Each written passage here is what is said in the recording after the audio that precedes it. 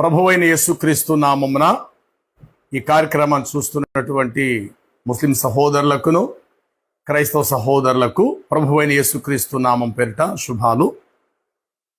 మోక్షానికి మార్గం అనగా నిత్య జీవానికి మార్గం యేసుక్రీస్తా లేక ముహమ్మదా అనేటువంటి విషయంలో ఆల్రెడీ చర్చ జరుగుతూ ఉన్నది.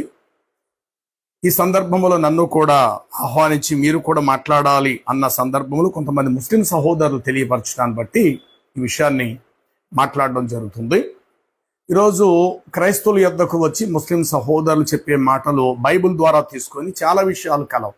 అందులో ప్రధానమైనటువంటిది ఏమిటంటే ద్వితీయోపదేశకాండం 18:18, యోహాను సువార్త 1వ అధ్యాయము 19వ వచనము, ఇక యెషయా గ్రంథములో అనేకమైన విషయాలు ఇవన్నీ తీసుకొని యేసుక్రీస్తు ప్రభు వారికి సంబంధించినటువంటి దైవిక ప్రవచనాలు, ఆయన పుట్టుకను గూర్చి, జీవితం గురించి, మరణము గురించి, పునరుద్ధానమును గూర్చి ఏ విషయాలైతే చెప్పబడ్డాయో అదే సమయంలో యేసుక్రీస్తు ప్రభు తర్వాత పంపబడే పరిశుద్ధాత్మ అనేటువంటి ఆదరణకర్త అనేటువంటి పరిశుద్ధాత్మను గూర్చి బైబిల్ గ్రంథములో ఏ విషయాలైతే ప్రవక్తల ద్వారా ప్రభు తెలియపరుస్తూ వచ్చారో సరిగ్గా అవే విషయాలను ముస్లిం సహోదరులు మొహమ్మదుతో పోల్చుకుంటూ మీ బైబిల్లో ఆదరణకర్త సాక్షాత్తు మా మొహమ్మదు ప్రవక్తయే, యేసు వారు వెళ్ళిపోతూ చెప్పి నా వెనక రాబోయే ఆదరణకర్త మొహమ్మదే,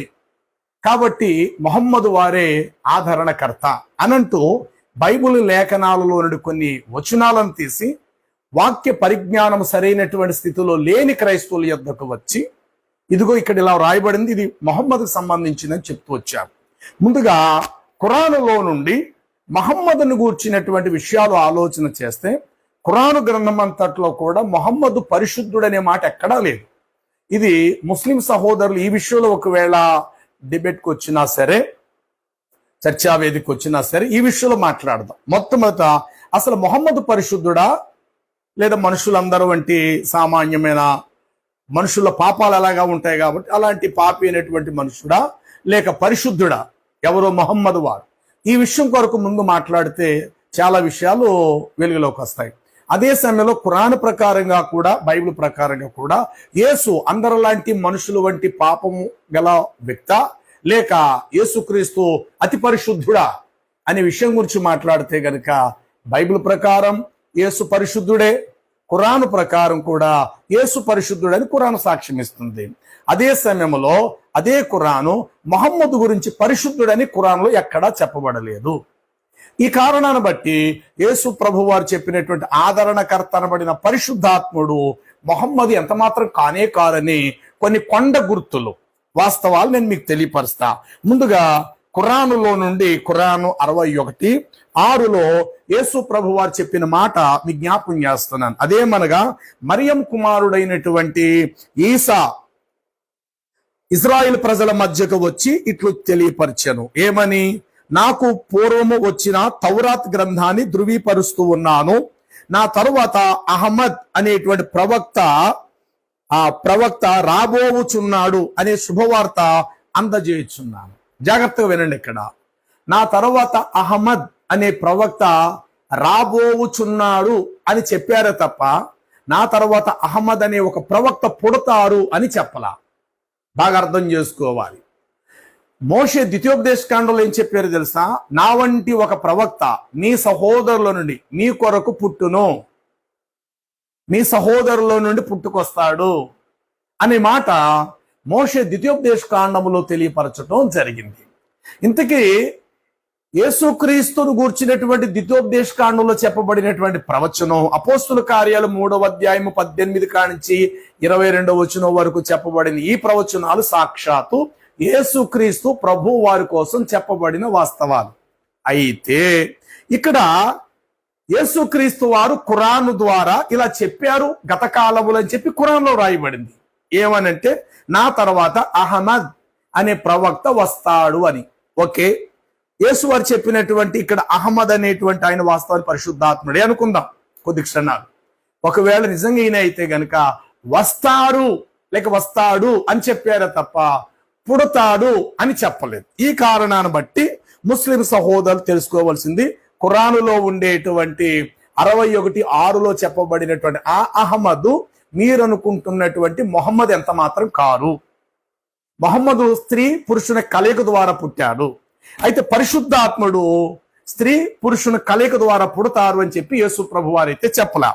ఈ పరిశుద్ధాత్మను గూర్చి పాత నిబంధన ఒక 2 ప్రవచనాలు మీ ముందు ఉంచుతాను. అదేంటంటే 32 యెషయా గ్రంథము 13వ వచనం చివరి మాటలో ఏం రాయబడిందంటే, పైనుండి మీ మీదకు పరిశుద్ధాత్మను, పైనుండి మీ మీదకు ఆత్మను కుమ్మరిస్తానని వ్రాయబడింది ప్రవచనం. ఇది యెషయా గ్రంథము 32వ అధ్యాయము ఆ యొక్క 13 వచనం చివరి మాట, పైనుండి మీ మీద ఆత్మను కుమ్మరిస్తాను.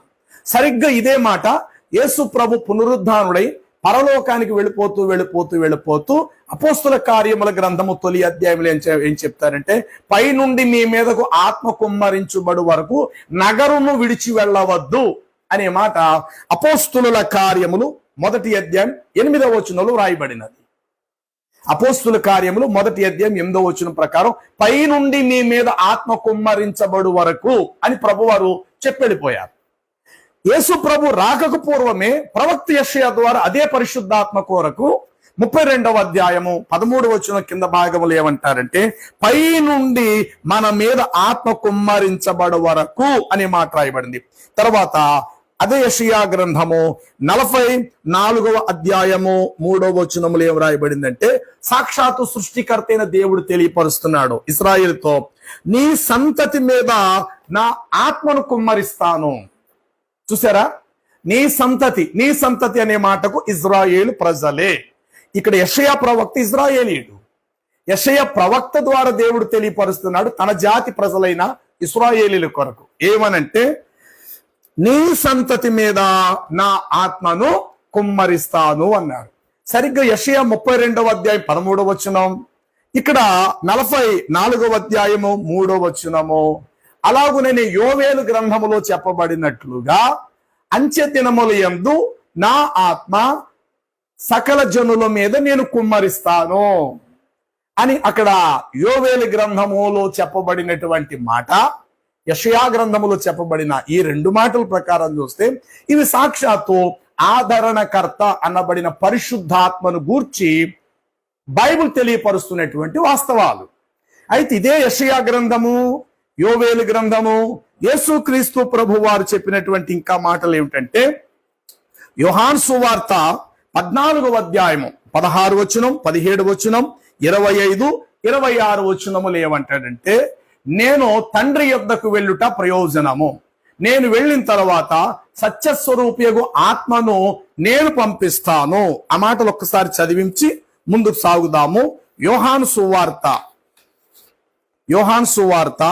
14వ అధ్యాయము, యోహాను సువార్త 14వ అధ్యాయము చూడండి 25 వచనం, మీ యొద్ద నేను ఉండగా నీ మాటలు మీతో చెప్పుచున్నాను, ఆదరణకర్త అనగా తండ్రి నా నామమున పంపబోవు పరిశుద్ధాత్మ సమస్తమును మీకు బోధించును. చూశారు ఈ మాట? యోహాను సువార్త 14వ అధ్యాయము 16 వచనాన్ని కూడా నేను చదువుతూ ఉన్నాను, జాగ్రత్తగా వినండి. నేను తండ్రిని వేడుకొందును, మీ యొద్ద ఎల్లప్పుడూ ఉండుటకై ఆయన వేరొక ఆదరణకర్తను అనగా సత్యస్వరూపియగు ఆత్మను మీకు అనుగ్రహించును. ఈ మాటను బట్టి పరిశుద్ధాత్ముడు అనే ఆయన వస్తారు అనేది వాస్తవం తప్ప పరిశుద్ధాత్ముడు ఒక అమ్మా నాన్నకు పుడతాడు అని చెప్పి బైబిల్లో ఏ ప్రవక్త కూడా ప్రవచించరా. తర్వాత యోహాను సువార్త 15, 26, 27 వచనాలను గమనిస్తే అక్కడ అంటాడు, తండ్రి యొద్ద నుండి మీ యొద్దకు నేను పంపబోవు పరిశుద్ధాత్మ. అంటే యేసు ప్రభు చెప్తున్నారు, నేనే స్వయంగా పంపిస్తాను. తండ్రి యొద్ద నుండి మీ యొద్దకు నేను పంపబోవు ఆదరణకర్త అనగా తండ్రి యొద్ద నుండి బయలుదేరు సత్యస్వరూపియగు ఆత్మ వచ్చినప్పుడు ఆయన కేవలము నన్ను గూర్చియే సాక్ష్యమిచ్చును. అంటే ఆ పరిశుద్ధాత్ముడు వచ్చి ఎవరి కోసం సాక్ష్యం ఇస్తాడు అనంటే యేసును గూర్చి మాత్రమే సాక్ష్యం ఇస్తాడు, యేసు బోధలను గూర్చి మాత్రమే సాక్ష్యం ఇస్తాడు. తర్వాత 16వ అధ్యాయం యోహాను సువార్త 7వ వచనం, అయితే నేను మీతో సత్యమే చెప్పుచున్నాను, నేను వెళ్ళుట వలన మీకు ప్రయోజనకరము, నేను వెళ్ళని ఎడల ఆదరణకర్త మీ యొద్దకు రాడు, నేను వెళ్ళిన ఎడల ఆయనను మీ యొద్దకు పంపుదును, ఆయన వచ్చి పాపమును గూర్చియు నీతిని గూర్చియు తీర్పును గూర్చియు ఆయన లోకమును ఒప్పుగొన చేయును. అంటే ఆయన వచ్చి ఏం చేస్తాడు? పాపాన్ని ఖండిస్తాడు.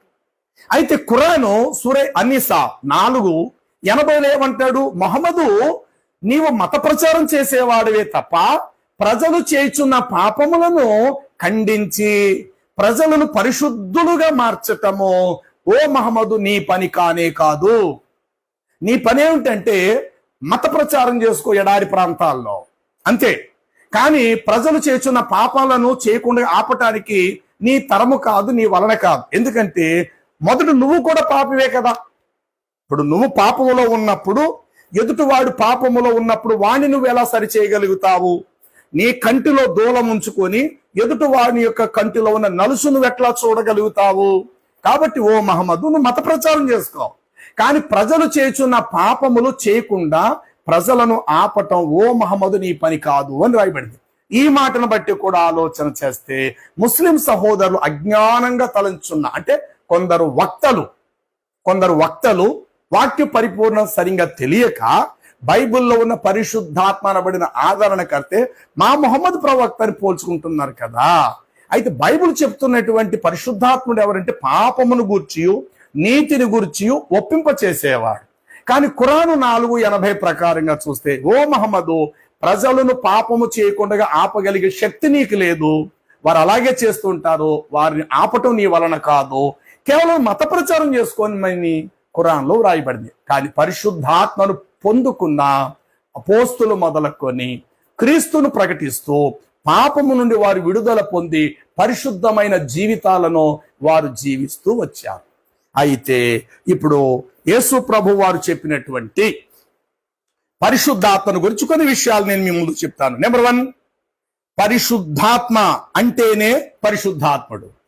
ఈ పరిశుద్ధాత్మను గురించి ప్రభు ఏం చెప్పారో తెలుసు. ఇంకా మనుషు కుమారుడు గురించి ఒకవేళ మీరు ఏమైనా దూషించినా మీకు క్షమాపణ కలుగుతుంది, కానీ ఆదరణకర్తనబడిన పరిశుద్ధాత్మను దూషించు వాడికి క్షమాపణ లేదని వ్రాయబడింది. ఈ మాట మీకు మత్తయి సువార్త 12:33లో కనబడుతుంది. పరిశుద్ధాత్మను దూషించువాడు ఈ యుగమందు రాబో యుగమందైనానో వాడికి క్షమాపణే దొరకదు అన్నాడు. అలాంటి పరిశుద్ధాత్మను యుద్ధాలు చేసి భార్యలతో సంసారం చేసి భార్యలతో సంసారం చేసి అందరికిలాగి సామాన్యుడిగా పుట్టి చివరి దశ శరీరం అంతా కుళ్ళిపోయి అందరికిలాగే మట్టికి సమాధికి చేర్చబడిన సామాన్యమైనటువంటి మానవుడైనటువంటి మొహమ్మద్ వారు ఎక్కడ? బైబుల్ చెప్తున్నటువంటి విశ్వమంతా వ్యాపించగలిగే ఉండేటువంటి ఆదరణకర్త అనబడిన పరిశుద్ధాత్ముడు ఎక్కడ? నెంబర్ 1, పరిశుద్ధాత్ముడు అంటేనే పరిశుద్ధుడు. ఆ మాటలోనే అర్థం ఉంది. కానీ మొహమ్మద్ మాత్రం పరిశుద్ధుడని తను చెప్పుకోలేకపోయారు. తను వెంబడించేవారు పరిశుద్ధమైన మహాప్రవక్తని తన అనుచరుల బృందం కానీ తన భార్యలు కానీ ఎక్కడ చెప్పలేకపోయారు. పోనీ సృష్టికర్త అయినటువంటి వారు అనుకుంటున్న అల్లా ఖురాన్ ప్రకారంగా ఓ మహమ్మదును అతి పరిశుద్ధుడు అని చెప్పేసి ఎక్కడ చెప్పబడినట్లు లేదు. కానీ యేసు ప్రభు వారి కోసం రాయబడింది, నీకు పరిశుద్ధమైన కుమారుడు పుట్టును. ఎంత మంచి మాట! నీకు పరిశుద్ధమైనటువంటి కుమారుడు పుట్టునని సువార్తలలో చెప్పబడినది. యేసు ప్రభు చెప్పారు, నా యందు పాపమున్నట్లు మీలో ఎవరు స్థాపింపగలరు? పాపము లేనివాడు, ఇహలోక మాలిన్యం అంటని వాడు యేసు ప్రభు వారు. అలాంటి యేసు ప్రభు చెప్పారు, నేను వెళ్ళి ఆదరణకర్తను పంపిస్తాను, ఆయన నాలో ఉన్న విషయాలను మీకు బోధిస్తారు అని చెప్పారు. మరి నిజంగా మొహమ్మదే గనుక యేసు వారు చెప్పినటువంటి ఆదరణకర్త అయితే గనుక యేసు చెప్పిన మాటలే చెప్పాలి. యేసు చెప్పింది ఏంటో తెలుసా?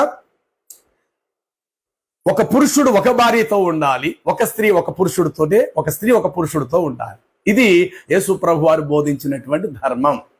ఒక భర్త చనిపోతే వేరే స్త్రీని పెళ్లి చేసుకోవచ్చు, తప్పు లేదు.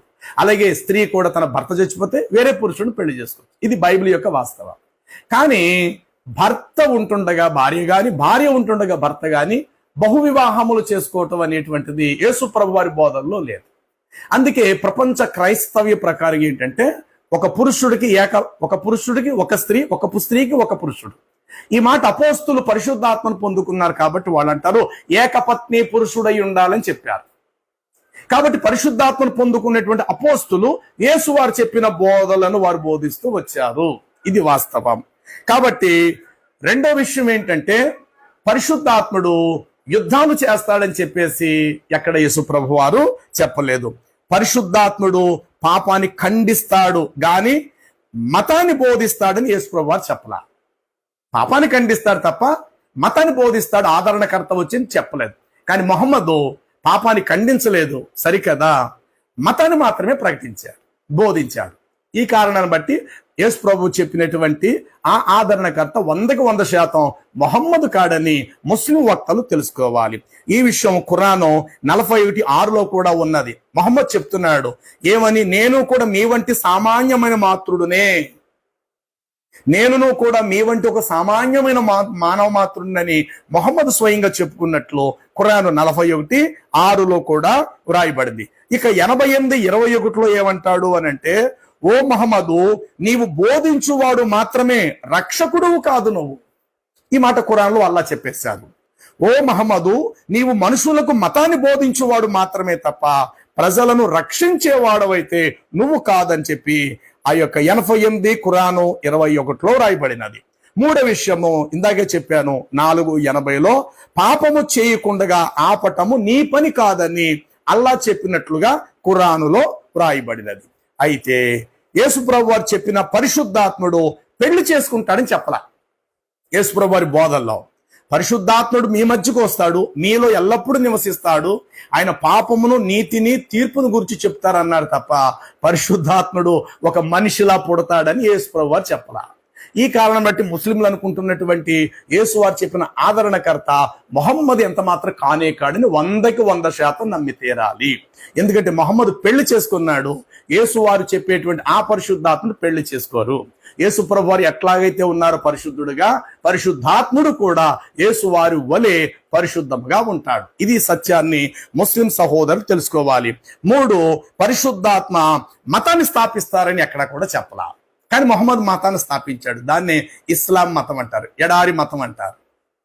కాబట్టి పరిశుద్ధాత్ముడు వచ్చి భూమి మీద పాపమును ఖండించి పరిశుద్ధులుగా చేస్తాడని చెప్పాడే తప్ప పరిశుద్ధాత్ముడు ఒక మతాన్ని స్థాపిస్తారని చెప్పలేదు. మొహమ్మద్ అయితే మతాన్ని స్థాపించారు, యేసు వారు చెప్పిన పరిశుద్ధాత్ముడు మతాన్ని స్థాపించాడు. ఈ కారణాన్ని బట్టి ఆదరణకర్త అనబడిన ఆ పరిశుద్ధాత్ముడు ఎంత మాత్రం మొహమ్మద్ కానే కారు. తర్వాత పరిశుద్ధాత్ముడు కత్తి పట్టుకొని యుద్ధాలు చేస్తారని యేసు ప్రభు వారి బోధనలు ఎక్కడ చెప్పలా. కానీ మొహమ్మద్ కత్తి పట్టాడు, యుద్ధాలు చేసి తన అనుచర బృందం చాలా చచ్చిపోయారు. ఆయన వల్ల ఇతర ప్రజలు కూడా చాలా వరకు యుద్ధం పేరుతో చచ్చిపోయారు. ఈ రోజు కూడా ప్రపంచం అంతా కూడా జిహాద్ అని పేరు చెప్పి యుద్ధాల చేత అమాయకులైనటువంటి ముస్లిములు ఎంతో మంది మత ధర్మాన్ని పుచ్చుకొని మత ధర్మంలో నడాలన్న ఉద్దేశంతో, మహమ్మద్ వారు మనకి ఏవైతే బోధించారో అది చేయాలన్న ఉద్దేశంతో ఈరోజు యుద్ధాలు పేరు చెప్పి ఎన్నో దేశాల్లో ముస్లింలు, అమాయకులైన ముస్లింలు చనిపోతున్నారు. ఎందుకంటే మహమ్మద్ వచ్చి మతాన్ని స్థాపించాడు, యుద్ధాలు చేయాలని చెప్పి నేర్పించాడు. కాబట్టి పరిశుద్ధాత్ముడు యుద్ధాలు చేస్తారని చెప్పి, మతాలను స్థాపిస్తారని చెప్పి యేసు ప్రభు వారు చెప్పలేదు. తర్వాత పరిశుద్ధాత్ముడు చిన్న పిల్లలకు కూడా అంటే యుద్ధాలు నేర్పిస్తాడని చెప్పలేదు యేసు ప్రభు వారు. కానీ మొహమ్మద్ జీవితంలో చిన్న పిల్లలకు కూడా యుద్ధం ఎలా చేయాలో ట్రైనింగ్ ఇచ్చాడు. ఈ రోజు కూడా కొన్ని చోట్ల మదర్సా, ఇలా కొన్ని చోట్ల ఇస్లాం మతాన్ని గురించి చెప్తున్నారు. అదే సమయంలో మన మతం చాలా గొప్పది, ఇతర మతాల కంటే మన మతాన్ని అల్లా పై స్థానంలో ఉంచాడు. కాబట్టి మన మతం కోసం ప్రాణం తీసినా తప్పు లేదు, ప్రాణం పోగొట్టుకున్న తప్పు లేదనేటువంటి పరిస్థితిలో ఈరోజు ఇస్లాం దేశాలన్నీ కూడా నడుస్తున్నాయి. చాలా వరకు ఈ విషయం ప్రపంచంలో మిగతా అన్ని మతాల వారికి తెలుసు. చిన్న పిల్లలకు కూడా యుద్ధాలు నేర్పించాడు మొహమ్మద్ తన జీవిత కాలంలో. కత్తి ఎలా పట్టాలి, యుద్ధం మీరు ఎలా చేయాలని నేర్పించాడు. ఈ కారణాన్ని బట్టి పరిశుద్ధాత్ముడు చిన్న పిల్లలకి యుద్ధాలు నేర్పిస్తాడని బైబిల్లో యేసు ప్రభు వారు చెప్పలేదు. తర్వాత పరిశుద్ధాత్ముడు పిల్లల్ని కంటాడు అని పరిశుద్ధాత్మ కోసం యేసు ప్రభు చెప్పలా. కానీ మహమ్మదు చిన్న పిల్లలకు యుద్ధాలు నేర్పించడమే కాదు, తాను కూడా పిల్లల్ని కన్నాడు. పరిశుద్ధాత్ముడు అంటేనే పరిశుద్ధంగా ఉంటాడు. యేసుప్రభు వారు పెళ్లి చేసుకోవాలా? యేసుప్రభు వారికి పిల్లలు లేరు. అలాగే పరిశుద్ధాత్ముడు కూడా యేసుప్రభు వారిలాగే ఉంటారు. తండ్రి కుమార పరిశుద్ధాత్మ ఏకమై ఉన్నారు. తండ్రిలో ఏ గుణాలు ఉన్నాయో కుమారులు అవి ఉంటాయి, కుమారులు ఏ గుణాలు ఉన్నాయో పరిశుద్ధాత్ముడిలో అవే గుణాలు ఉండి తీరుతాయి. అయితే మహమ్మద్ వారి విషయం వచ్చేసరికి పిల్లలకు యుద్ధాలు నేర్పించాడు. అదే సమయంలో పిల్లలను ఆయన కనటం కూడా జరిగింది. తర్వాత పరిశుద్ధాత్ముడు పెళ్లి చేసుకుంటాడని యేసుప్రభు ఎక్కడ చెప్పలా. కానీ మహమ్మదు దాదాపు 12 మంది పిల్లలు, 12 మంది భార్యలు పెళ్లి చేసుకున్నారు. అందులో 5 సంవత్సరాల చిన్న పిల్లను 50 సంవత్సరాల వయసు వచ్చిన మహమ్మద్ పెళ్లి చేసుకున్నారండి. ఇది నిజంగా హర్షింపదగ్గ విషయం కాదు. ప్రపంచం చూస్తే చాలా బాధపడుతుంది. 6 సంవత్సరాల వయసు కలిగిన అమ్మాయి బీబీ ఆయిష ఎక్కడ, 50 సంవత్సరాల్లో ఉన్న మహమ్మద్ వారు ఎక్కడ? అంటే 6 సంవత్సరాల వయసులో ఉన్న ఆ చిన్న బిడ్డను 50 సంవత్సరాల వయసులో ఉన్న మహమ్మద్ వారు పెళ్లి చేసుకున్నారు. కాబట్టి పరిశుద్ధాత్ముడు పెళ్లి చేసుకుంటాడని చెప్పి యేసుప్రభు వారు ఎక్కడా చెప్పలేదు. కానీ మహమ్మద్ పెళ్లి చేసుకున్నాడు కాబట్టి యేసు వారు చెప్పిన ఆదరణకర్త 100% మహమ్మద్ కానే కాడని ముస్లిం వక్తలు గమనించాలి. తర్వాత పరిశుద్ధాత్ముడికి దయ్యం పడుతుందని యేసుప్రభు ఎక్కడ చెప్పలా. పరిశుద్ధాత్ముడు దయ్యములు పట్టిన వారిని విడిపిస్తాడే తప్ప పరిశుద్ధాత్ముడికి దయ్యాలు పట్టావు. కానీ మహమ్మద్ వారి జీవిత కాలంలో చాలా సందర్భాల్లో మహమ్మద్ వారికి స్వయంగా దయ్యాలు పట్టుకున్నాయి. ఆ విషయాలు హదీసుల్లో రాయబడ్డాయి. ఓ మహమ్మదు, నీకు పట్టిన దయ్యం నిన్ను వదిలిపెట్టిందా? అందుకే నిన్నటి వరకు నువ్వు నమాజ్ కూడా చేయలేకపోయి, నమాజ్ రావడానికి మస్జిద్ కూడా నువ్వు రాలేకపోయావు అని చెప్పి హదీసుల్లో రాయబడ్డాయి. మహమ్మద్ వారికి దయ్యాలు పట్టాయి. ఈ విషయంలో ఎవరైనా కాదన్నా అవునన్నా మనం మాట్లాడుకోవచ్చు. మహమ్మద్ వారికి దయ్యాలు పట్టినాయా లేవా? దయ్యాల చేత ఆయన పీడించబడ్డారా లేదా? అంటే సామాన్య మనుషులైతే ఎలాగ దయ్యాల చేత పీడించబడచ్చు మనుషులు కాదు. కానీ ప్రవక్తకు ఆ పరిస్థితి రాదు. ప్రవక్త అనబడినటువంటి వారిలో దయ్యాలు పట్ట. అప్పుడు మోషే ఉన్నాడు. ఐగుప్తు దేశంలో భయంకర శకునగాండుల మధ్య, మాంత్రికుల మధ్య ఆయన ఒక్కడే ఉన్నాడు. కానీ ఏ దురాత్మల శక్తుల ప్రభావం ఆయన మీద ఏలుబడి చేయలేదు. కాబట్టి మొహమ్మద్ వారికి దయ్యం పట్టింది. యేసు ప్రభు చెప్పిన పరిశుద్ధాత్ముడికి దయ్యం పడతాడని యేసు ప్రభు చెప్పలేదు. తర్వాత మొహమ్మద్ వారికి చేతబడి చేయబడింది. యేసు ప్రభు వారు చెప్పిన ఆదరణకర్త అనబడిన ఆయనకు భూమి మీదకి వచ్చిన తర్వాత ఆయన చేతబడి చేయబడుతుంది అని చెప్పి యేసు ప్రభు చెప్పలా. కాబట్టి పరిశుద్ధాత్ముడు అనబడినటువంటి ఆదరణకర్తకు మొహమ్మద్కు అసలు ఎంత మాత్రం దగ్గర పోలి 100లో 1 కూడా లేదు. మొహమ్మద్కు దయ్యములు పట్టాయి. రెండవదేమో ఆయన చేతబడి శక్తుల చేత పీడించబడ్డాడు. మూడవది మొహమ్మద్కు విష ప్రయోగం జరిగినది. యేసు ప్రభు వారు ఆదరణకర్త కోసం ఆయనకు విషం పెట్టబడతాదని ఎక్కడ చెప్పలా. కానీ మనుషుడైనటువంటి మొహమ్మద్కు విష ప్రయోగం జరిగింది. విషముతోటే చివరి వరకు చచ్చిపోయాడు. ఆ విష ప్రయోగం ఆ యొక్క విష ప్రభావం రోజు రోజుకి పెరిగి చివరికి దేహమంతా జబ్బు చేసేసింది. ఇక చివరికి మస్జిద్ కూడా ఆయన వెళ్ళలేనంత పరిస్థితి ఆయనకి ఎదురైంది. కాబట్టి బైబిల్ యేసు ప్రభు వారు చెప్పిన పరిశుద్ధాత్ముడని ఆ ఆదరణకర్తకు మొహమ్మద్కు 10,000లో 1 పోలిక కూడా లేదు. ఈ విషయంలో ఎవరైనా మాట్లాడదామంటే చక్కగా మాట్లాడదాం. తర్వాత పరిశుద్ధాత్ముడు బహుభార్యలు కలిగి ఉంటాడని యేసు ప్రభు వారు ఎక్కడ కూడా చెప్పలేదు, ఆదరణకర్త. కానీ మొహమ్మద్ వారైతే బహుభార్య తత్వాన్ని కలిగి ఉన్నాడు. తర్వాత యొక్క పరిశుద్ధాత్ముడని ఆ ఆదరణకర్త ఒక మనిషిగా పుడతాడు అని యేసు ప్రభు వారు ఎక్కడ కూడా చెప్పలేదు. కానీ మొహమ్మద్ అయితే ఒక మనిషిగా పుట్టాడు, ఒక ప్లేస్కే పరిమితం.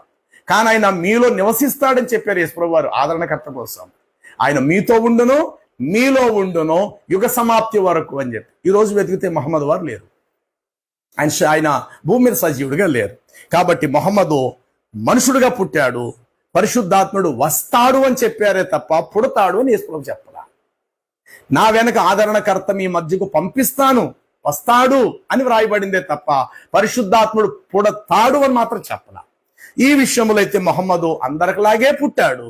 కాబట్టి ఆయన ఎంత మాత్రం బైబిల్లో చెప్పే యేసు ప్రభు వారు ఆదరణకర్త ఇతడు కాడు. తర్వాత పరిశుద్ధాత్ముడికి మహమ్మదు అనే ఒక పేరు పెట్టబడుతుందని యేసు ప్రభు వారు ఎక్కడ చెప్పలా. కానీ మహమ్మద్ అనేటువంటి ఆయనకు ఒక పేరు పెట్టబడింది, ఏంటంటే మహమ్మదు అని.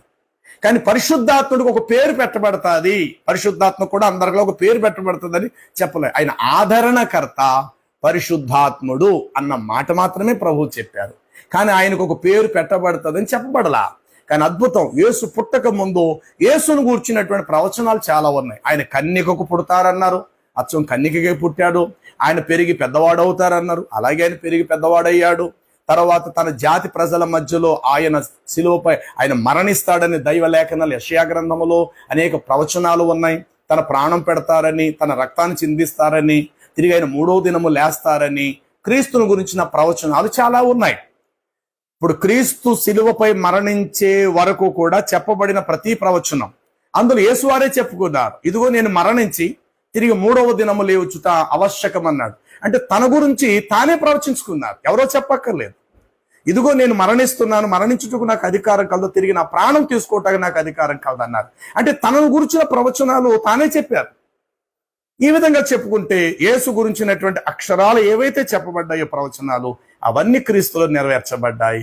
అలాగే ఆదరణకర్త కొరకు బైబిల్ ఏ ప్రవచనాలు అయితే ఉన్నాయో సరిగ్గా ఆ ప్రవచనాలు బైబిల్ ప్రకారంగా ఆదరణకర్తలో నెరవేర్చబడ్డాయి. కానీ మహమ్మద్ జీవిత విషయానికి వస్తే ఆదరణకర్తకు మహమ్మద్ అని పేరు పెట్టబడతాదని యేసు వారైతే చెప్పలేదు.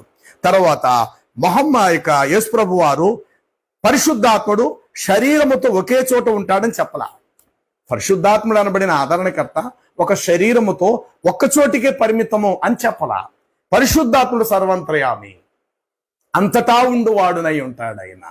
ఈ స్థలంలో ఇక్కడ ప్రార్థిస్తే ఆ ఆత్మ ఇక్కడ మన మధ్య ఉంటారు.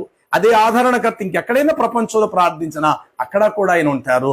ఎక్కడ 2-3 నా నామమును ఏకీభవించి ప్రార్థించెదరో వారి మధ్య నేను నివాసము చేస్తాను. ఎంత అద్భుతం అండి. కానీ మొహమ్మద్ అయితే శరీరముతో ఒకే చోటికి పరిమితమయ్యాడు.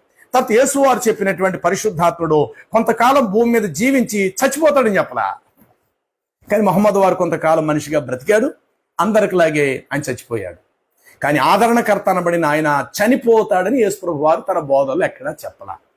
ఆయన నాలో ఉన్న వాటిని యుగ సమాప్తి వరకు మీకు బోధిస్తారు అని చెప్పారు. తర్వాత మొహమ్మద్ వారు అంటే వాస్తవానికి ఇస్లాం మత ప్రకారంగా మొహమ్మద్ వారిని జాగ్రత్తగా శరీరాన్ని తీసుకెళ్లి సమాధిలో పెట్టారు అందరిలాగే. కానీ యేసు ప్రభు వారు చెప్పినటువంటి ఆదరణకర్త సమాధిలో పెట్టబడతారు అని ఆదరణకర్త కొరకు యేసు ప్రభు వారు ఎక్కడ తన బోధల్లో చెప్పలేదు. కానీ మొహమ్మద్ వారిని అయితే మాత్రం అందరికిలాగే సమాధిలో పెట్టేశారు, మట్టికి మట్టి అయిపోయాడు ఆయన. కానీ మా ఆదరణకర్త మట్టి అయిపోతాడు, చచ్చిపోతాడు, సమాధిలో పెట్టబడుతుంది, ఆయన శరీరం పురుగు పడుతుంది, అందరికిలాగే మట్టి అయిపోతారని చెప్పేసి పరిశుద్ధాత్మను గురించి ఆదరణకర్త కోసం యేసు వారు చెప్పలా. మరి యేసు వారు చెప్పిన ఆదరణకర్త ఎవరు? పాపమును గురించి, నీతిని గురించి, తీర్పుని గురించి ఒప్పింపజేస్తాడు. యుగ సమాప్తి వరకు, అంతమయ్యే వరకు ఆయన ఉంటాడు ఆత్మస్వరూపిగా. ఆయన మీలో నివాసం చేస్తారని ఆయన కొండ గుర్తుల వంటి ఎన్నో విషయాలు చెప్పుకొచ్చారు. తర్వాత పరిశుద్ధాత్ముడు భోజనం అనగా మాంసాహారములు తింటాడు అని పరిశుద్ధాత్మ కోసం యేసు ప్రభు వారు ఎక్కడా చెప్పలా. పరిశుద్ధాత్ముడు వస్తారు, మీ మధ్య ఉంటాడు, కానీ అందరికిలాగే చక్కగా మాంసాలు వేపుడు చేసుకుని ఆయన శుభ్రంగా తింటాడు, భోజనం తింటాడని చెప్పలా. మొహమ్మద్ అయితే భోజనం తినేవాడు, ఖర్జూర పళ్ళు తినేవాడు. తర్వాత మేకాళ్ళు అయితే ఎదుటి కాళ్ళను పులుసు పెట్టుకొని శుభ్రంగా ఆయన షేర్వాకింగ్ చేసుకొని త్రాగేవారు. ఈ విషయాలన్నీ ఆయన చరిత్రలో వ్రాయబడ్డాయి. ఆ కారణం బట్టి భోజనం తిన్న మహమ్మద్కు ఆకలి గొనని పరిశుద్ధాత్ముడుకు పరలోకానికి పాతాళానికి ఉన్నంతటి వ్యత్యాసం అయితే కనబడుతుంది. తర్వాత పరిశుద్ధాత్ముడు మనుషులలో ఉంటాడు, ఆ మనుషులందరిలో ఉంటాడని చెప్పాడు తప్ప ఒక మనిషిగా ఉంటాడని మాత్రం చెప్పలా. మనుషులలో ఉంటారు అంటే అందరు యేసు ప్రభువుని అంగీకరిస్తారో వారిలో ఉంటాడు తప్ప ఒక మనిషిగా మాత్రము ఒక చోట ఉంటాడని చెప్పలేదు. తర్వాత పరిశుద్ధాత్ముడు ఉపదేశము నేర్పిస్తాడని చెప్పాడు తప్ప కోరికలు తీర్చుకుంటాడని యేసు ప్రభు వారు పరిశుద్ధాత్మ కోసం చెప్పలా. మరలా చెప్తున్నాను, పరిశుద్ధాత్ముడు ఉపదేశం నేర్పిస్తాడు, బోధిస్తాడే తప్ప ఆయన కోరికలు తీర్చుకుంటాడని పరిశుద్ధాత్మ కోసం చెప్పలా. కానీ మొహమ్మద్ వారైతే కోరికలు తీర్చుకున్న సామాన్యమైన మనిషిగాని జీవించాడు. తర్వాత పరిశుద్ధాత్ముడు పాపములు తీసేస్తాడు, మనుషులో ఉన్న పాపములను తీస్తాడని చెప్పాడే తప్ప పాపములు చేస్తాడు పరిశుద్ధాత్ముడు అని మాత్రం యేసువారు చెప్పలేదు. కానీ మహమ్మద్ వారు ఎవరి పాపం తీయలేదు, ఆయనలో ఉన్న పాపాన్ని ఆయన తీసుకోలేకపోయాడు. చివరికి పాపాలతోటి ఆయన కూడా చనిపోయారు. తర్వాత పరిశుద్ధాత్మను పొందుకున్న వారు నానా భాషలు మాట్లాడతారని చెప్పారు బైబిల్ ప్రకారం. కానీ మొహమ్మద్కు ఒక అరబిక్ భాష తప్ప వేరే భాష అయితే మొహమ్మద్కు తెలియదు. దేవదూత వచ్చి పలానా భాషలో మాట్లాడమంటే మాట్లాడలేకపోయాడు. చదువుము అంటే చదవలేకపోయాడు. ఆయన ఈ మాటలు పలుకు అంటే పలకలేకపోయాడు. ఆయన తెలియదు. అంటే ఆయనకు ఒక భాషే తెలుసు, దేవదూతల భాష కూడా తెలియదు. కాబట్టి ఇప్పుడు పరిశుద్ధాత్మ నానా విధములైన భాషలు మాట్లాడుట పరిశుద్ధాత్మలోని ఒక వరము. అయితే అది క్రైస్తవ్యంలో ఉన్నది తప్ప ఇస్లాంలో లేదు. ఈ కారణాన్ని బట్టి పరిశుద్ధాత్మను పొందుకునేటువంటి వారు భాషలు మాట్లాడతారంటే, ఇప్పుడు నేను తెలుగు చెప్తే ఉన్న పాటున ఆత్మ పొందుకున్నవాడు ఇంగ్లీష్లో దాన్ని తర్జుమా చేస్తాడు. అతను చదువు వచ్చినా చదువు రాకపోయినా. అంటే పరిశుద్ధాత్ముడు చేయించే కార్యం ఇది. ఎందుకంటే దేవుడు ఒక్క భాషను వేల భాషలుగా మార్చే శక్తి గలవాడు. వేల భాషలను చివరికి ఒక్క భాషగా మార్చగలిగే సమర్థుడు. ఒక్క దినమును 1000 దినాలుగా చేయగలుగుతాడు, 1000 దినములను ఒక దినముగా చేయగలుగుతాడు. ఒక భాషను 10,000 భాషలుగా కూడా మార్చగలుగుతాడు. అది ఆయన శక్తివంతుడైన. కాబట్టి మా పరిశుద్ధాత్ముడు ఉపదేశం నేర్పిస్తాడన్నాడు, కోరికలు తీర్చుకుంటాడని చెప్పలేదు. పాపాన్ని తీస్తాడు అని చెప్పాడు తప్ప పాపాలు చేస్తాడని చెప్పలేదు. తర్వాత పరిశుద్ధాత్మను పొందుకున్న వారు భాషలలో మాట్లాడతారు అని చెప్పారు తప్ప ఒక భాషకే పరిమితుడవుతాడని చెప్పలేదు. తర్వాత పాపాన్ని ఖండిస్తాడని చెప్పాడు తప్ప పాపాన్ని ప్రోత్సహిస్తాడని చెప్పలేదు.